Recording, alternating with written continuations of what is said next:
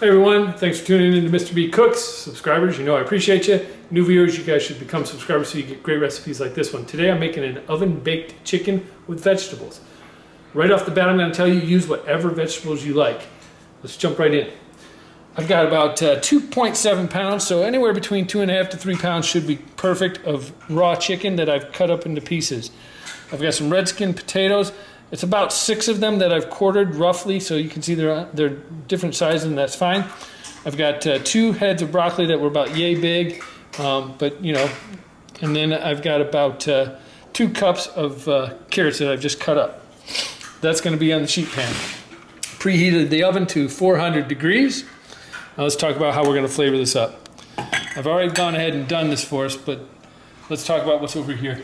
Basically, I've got some a half of a teaspoon of red pepper flakes. That's these guys. 2 tablespoons of minced garlic. 2 tablespoons of extra virgin olive oil. 2 tablespoons of oregano, and 2 tablespoons of paprika, along with 1/3 cup of chicken stock, all in the bowl. And then all I did was give it a whisk. And this is just going to be our flavor for this. So all we need to do is pour it on. And it doesn't have to be perfect because we're going to stir throughout the cooking process. That's really all there is to it. 40 minutes at 400 degrees. Again, stirring while we go.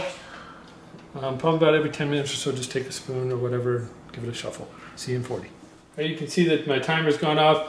I will say that I said 40 minutes. Just know that I take a little bit of time when I shuffle it, so it's actually about a 45-minute total cook time.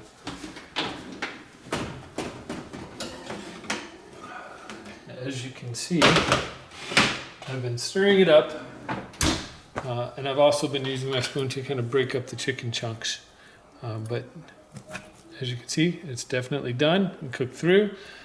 The potatoes are not going to be mushy. They're still going to have a nice little crisp to them. So I'm going to get a plate and we'll plate it up.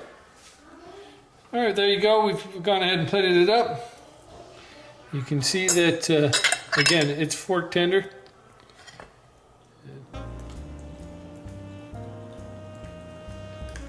It's yummy.